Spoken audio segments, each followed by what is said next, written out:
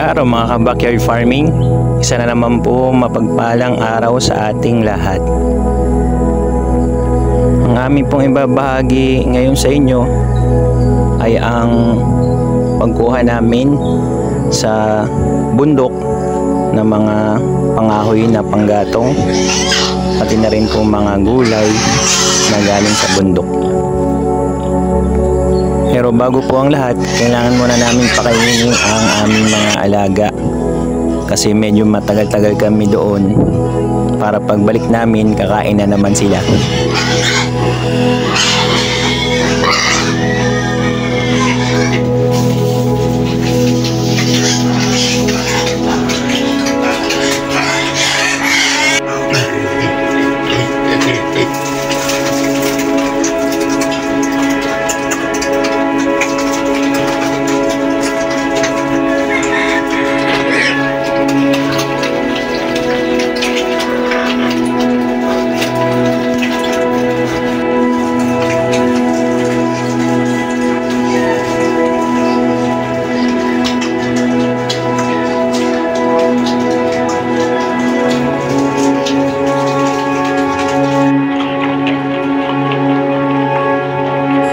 Ayan, tapos na silang pakainin at naghahanda na nga po kami para sa aming paglakad.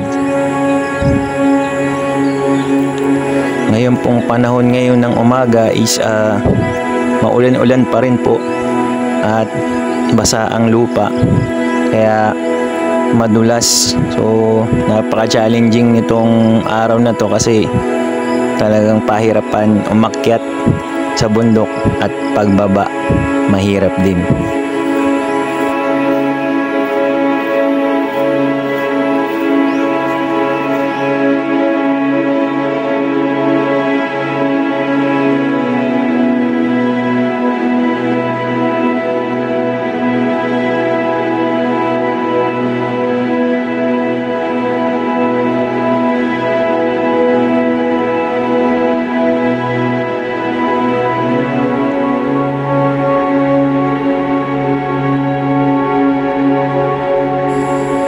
Ayan po, makikita nyo kung gaano kaputik talaga ang lupa. At nakachinelas lang kami. Wala pa po kasi kaming pang budget sa aming mga bota. Dapat po ay nakabota dito pag pupunta para talagang makakayang umakyat. Pero parang hindi ko sigurado kung maganda rin yun kasi parang ang bigat naman sa paa.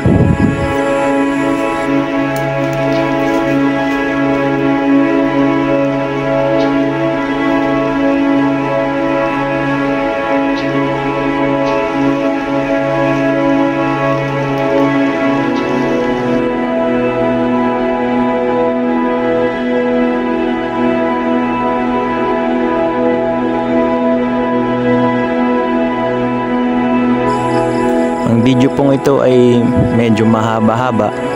Sana po panoorin nyo hanggang dulo. Kasi talagang pinakita namin lahat kung ano yung mga nangyari dun sa mga pinagkukuha namin na kahoy, mga gulay, at saka dun sa mga magandang tanawin na aming nakita pagdating dun sa mataas na bundok.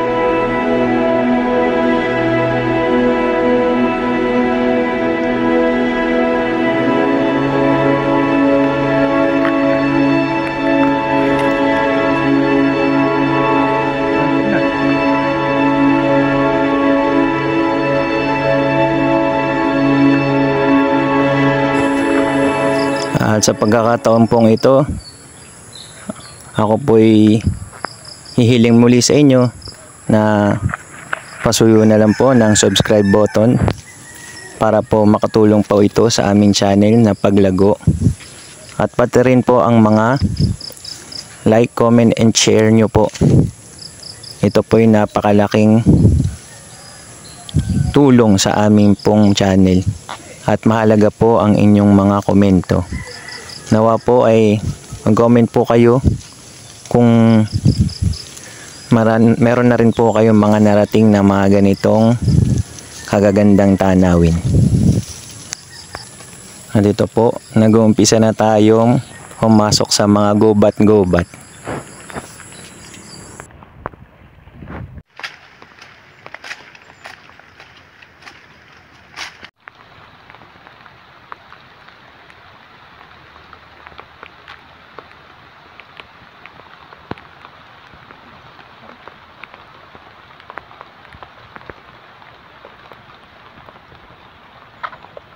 Manupit.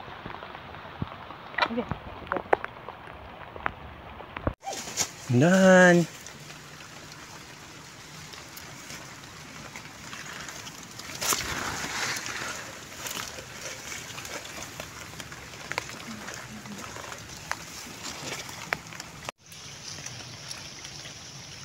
Dito na po yung nagsisimula ang daan na sobrang dulas. Makikita nyo po yung lupa na yan. Pag nagkamali ka ng lakad, talagang madudulas ka. Dito po kasi yung daanan ng kalabaw. Kaya po ganyan yung style ng mga lupa niya sa gilid. Medyo malalim kasi dinadaanan po yan nung panghakot ng kalabaw.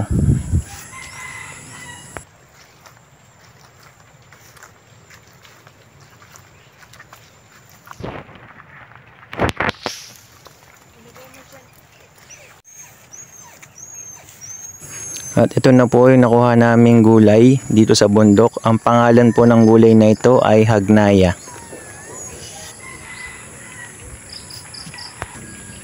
Kaya dito po talaga sa probinsya, kapag talagang masipag ka lang, pumunta ka lang sa bundok, meron na po kayong makakain. Kung talagang sanay ka sa mga ganito at hindi ka maselan, hindi ka magugutom po dito sa probinsya. Kasi pag pumunta ka sa bundok, meron pong pagkain. Nakuha ka pala.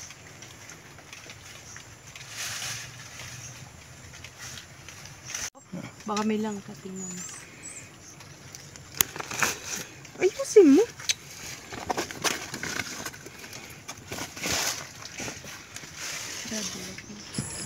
Ayan po ang hagnaya. Yan po ay biyaya mula sa ating Panginoon. Ito po ay pure na galing kalikasan. Talagang hahanapin mo lang. Salamat talaga sa Panginoon at merong ganitong biyayang binibigay sa mga tao.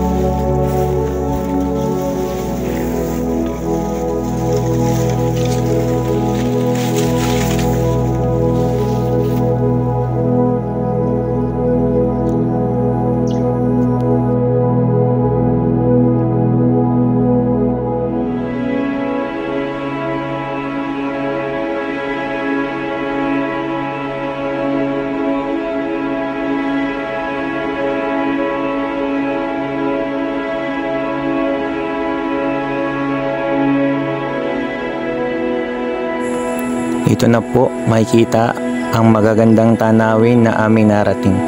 Sobrang kapal ng mga hamog sa bundok. Kaya talagang malamig dito. Tapos umuulan pa.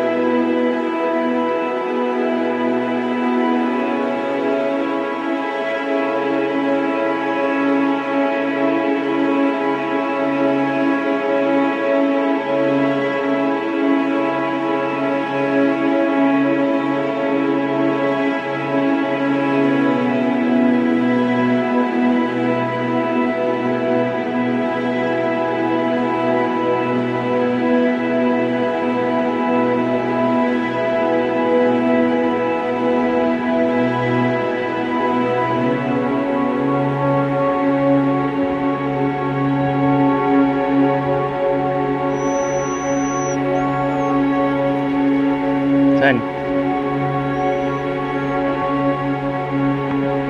Ayun, oh.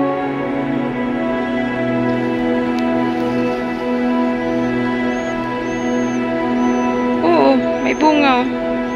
Ha? Tingnan mo, baka hinog na. Kagatin mo. Hayaan mo na. Hinog na, no? Ah, wala na. Patayin ko na.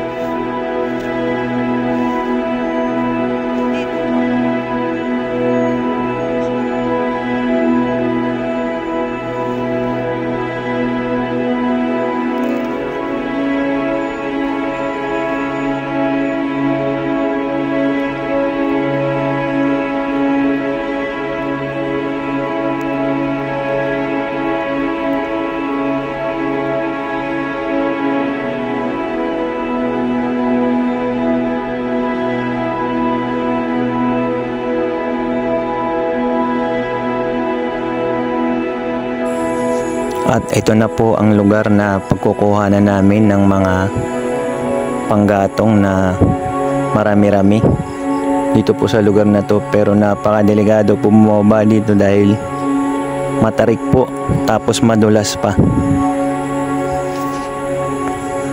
Parang kung titignan po dito sa video na ito, parang patag lang yung daan, parang ang dali lang bumaba, pero pag actual po na nandun kayo, talagang matatakot kayong at magdadaan-daan dahil po madulas kasi maulan nga po.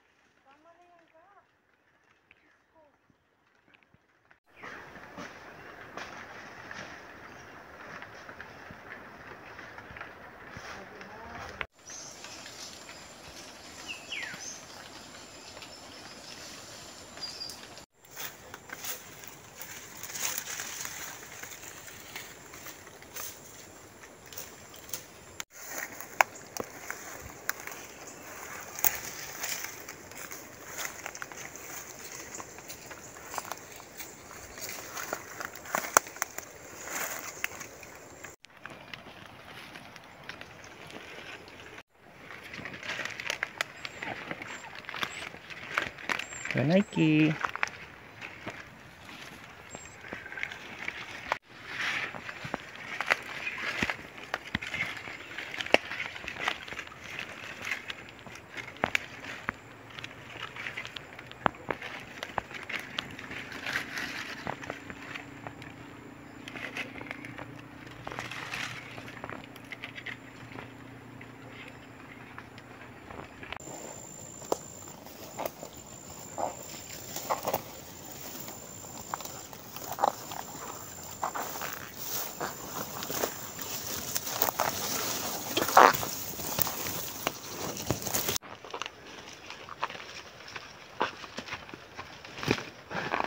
Okay na.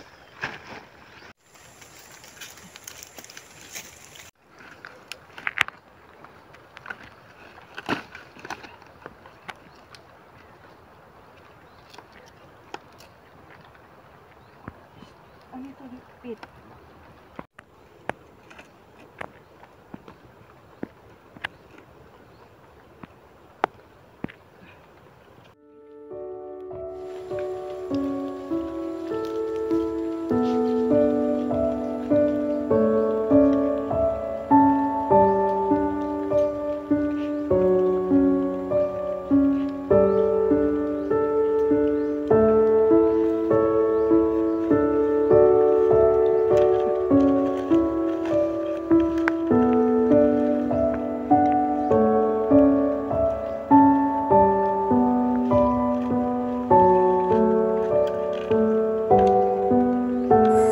At dito na po nagsisimula ang mga challenge na mararanasan namin dahil sa kanyang pagtatali po nito.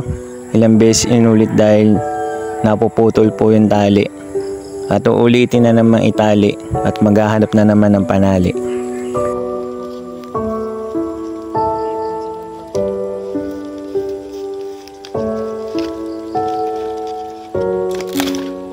Ay!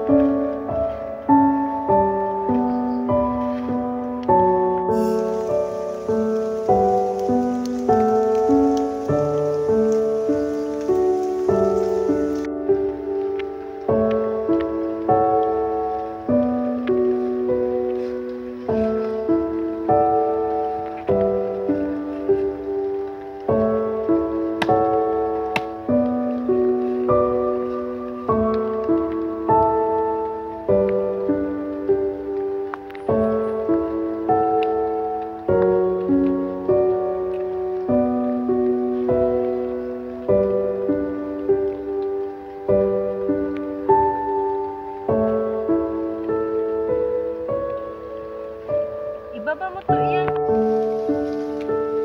Ano yung dun sa kinawanan mo?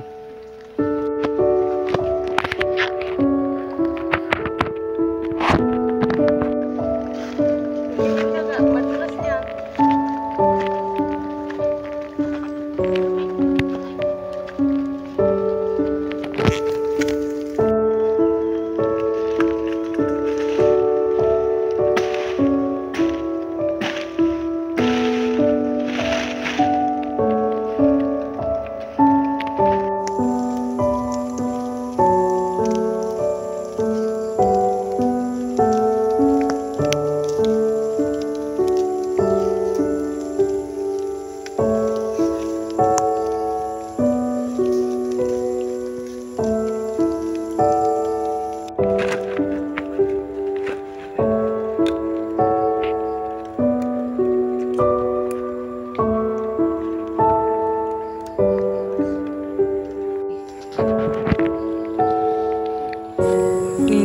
ako naman ang matcha-challenge ngayon dahil paakyat na Mabigat po. sa harap. Maraming beses po akong nadulas dito sa pag-akyat dahil sobrang dulas nga. Akala ko madadaling akong makaakyat dahil para sa akin mas gusto ko yung paakyat. Kasi yung pababa sobrang matarik. Pwede ka talagang gumulong kapag nadulas ka. Ito po, paakyat naman akala ko mas kakayanin pero ganun pa rin pala. Madulas talaga, kailangan talagang mag-ingat. At nakalas na naman nga yung daladala kong kahoy at ayusin na lang to pag akyat sa taas.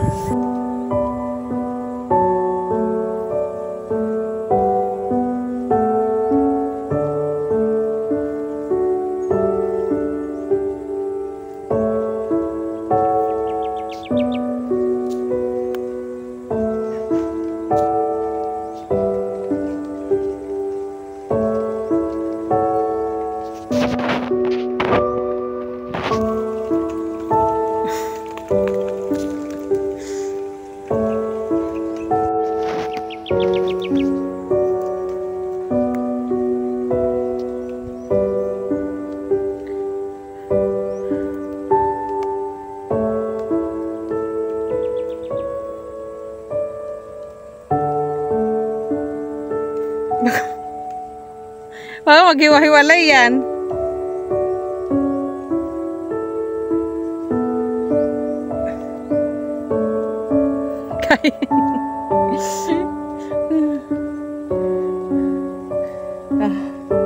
Hinihingal ako, grabe.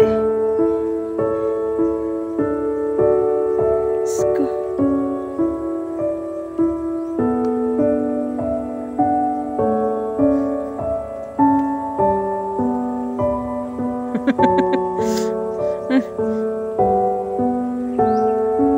Asan kahoy mo?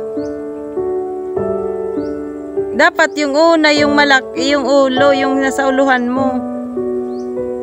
Yung hinatak mo.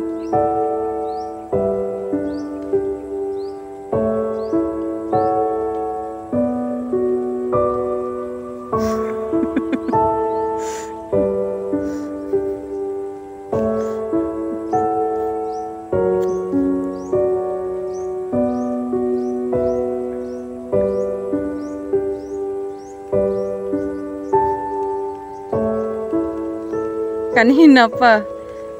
Nanginginig yung kamay ko.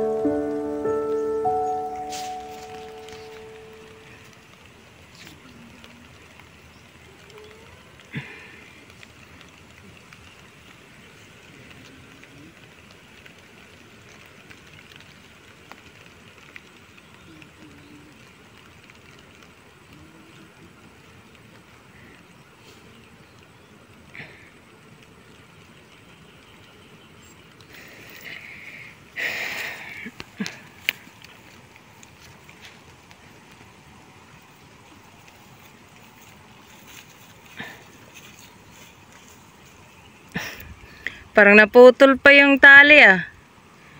Naputol yung tali? Ay, shoes.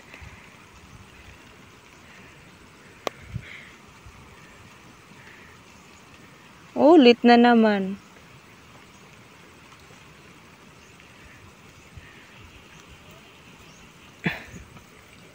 Baka may natira yung kahoy.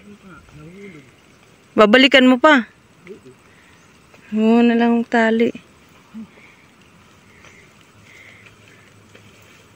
Patali-tali pa ngayon yan. Lagay mo doon sa taas.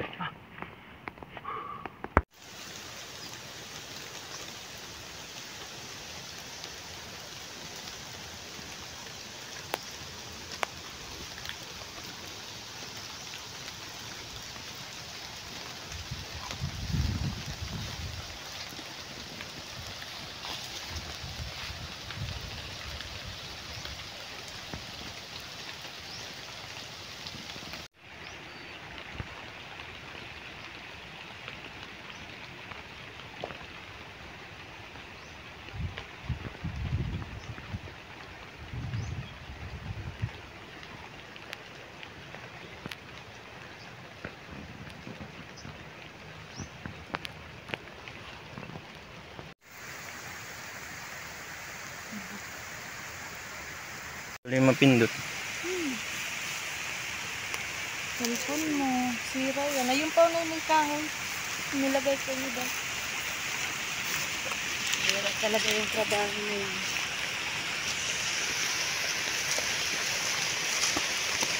Ay. Nakapagsilupin na Oh, hawakan mo. Ikaw naman. Oh, hindi pa pala napindot. Mabilis, tapat mo na lang sa akin.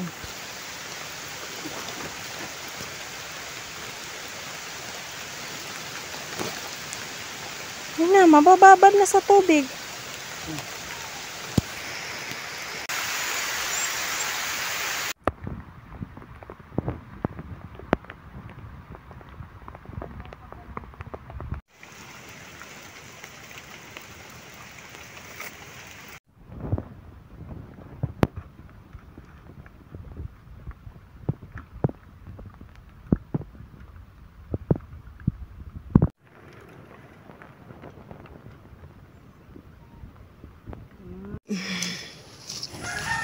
At iyan, to be continue na po uli ang pagbubuhat. At pauwi na po kami nito.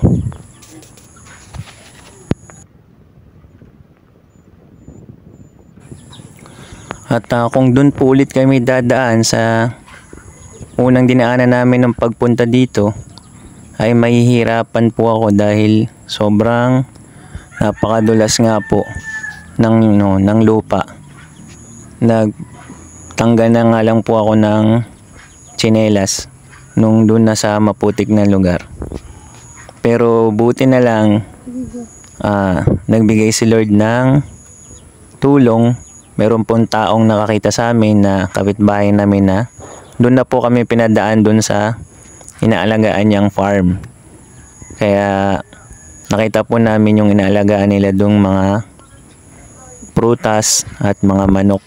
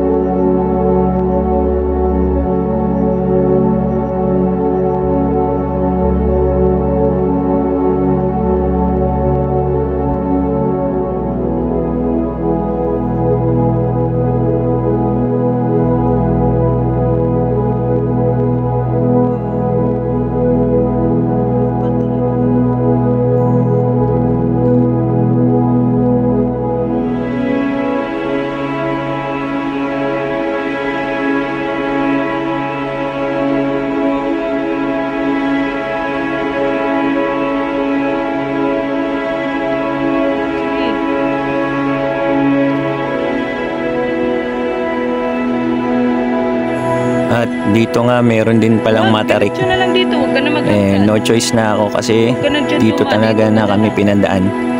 Kaya ingat na lang, binaba ko na lang yung Hindi, dalawang masano kahoy. siya, hindi madulas. Binitbit ko na lang dahil baka madulas na naman Wala ako. na tayong panali dito. Parehas pa kaming gumulong ng dalawang kahoy. Oh, dito ka nga duman sa may... Maganda-ganda naman na po ang pagkatali Ako. nito.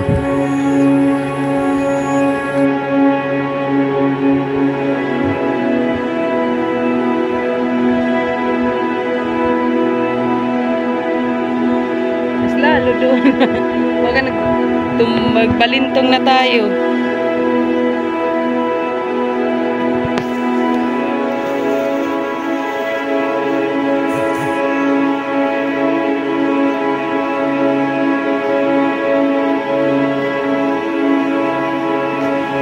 Sabi ko sa'yo, diyan ka duman sa may damo.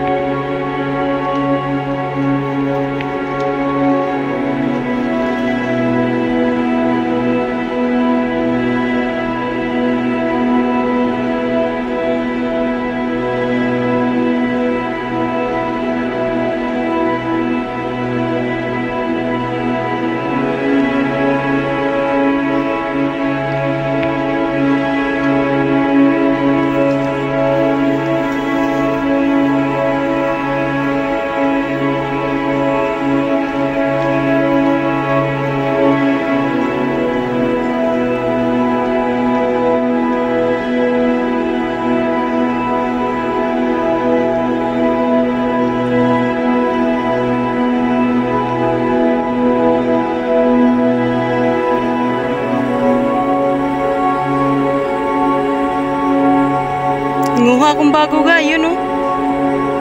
May dahon ng bago.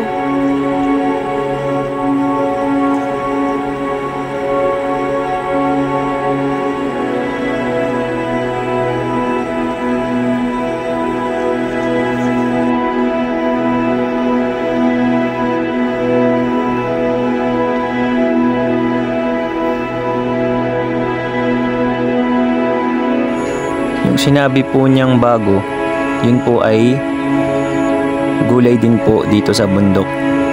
Ihalo po namin dun sa hagnaya para po siyang spinach pag naluto na. Yun po ang spinach dito sa bundok, ang hagnaya at bago.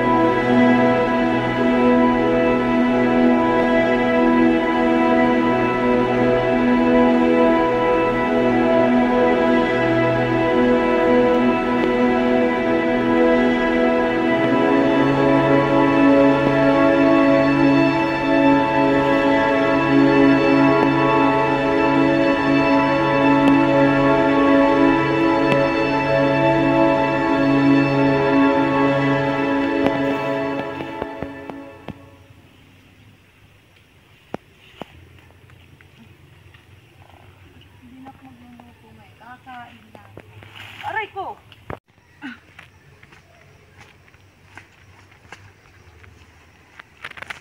Let's go! Yan na.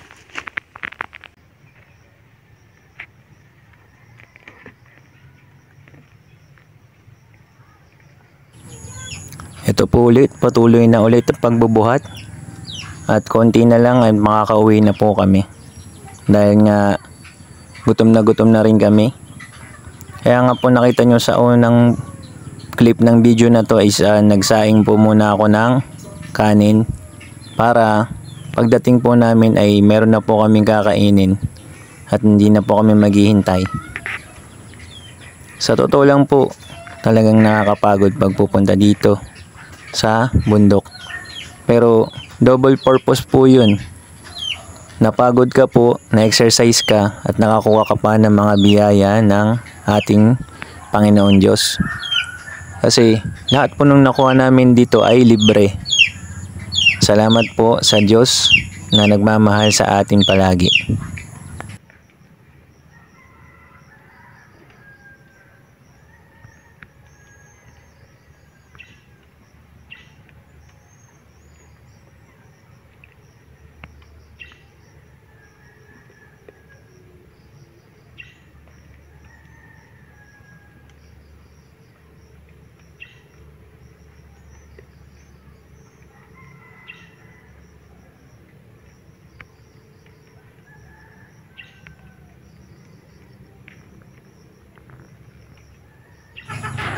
At time check po. Kanina umalis po kami ng alas 9 ng umaga. At nagpakain kami ng mga baboy. Ngayon po ay pagdating namin ay alas 12 na po pasado. So inabot po kami ng 10, 11, 12. 3 hours ng pagkuha po nito. Salamat po sa inyong panonood. Sana po ay nagustuhan nyo ito. Pa-comment na lang po sa mga nakagusto nito. At happy farming pa rin po ulit sa ating lahat ng mga farmer o backyard farmers. Ayun na. Paalam po. Hala.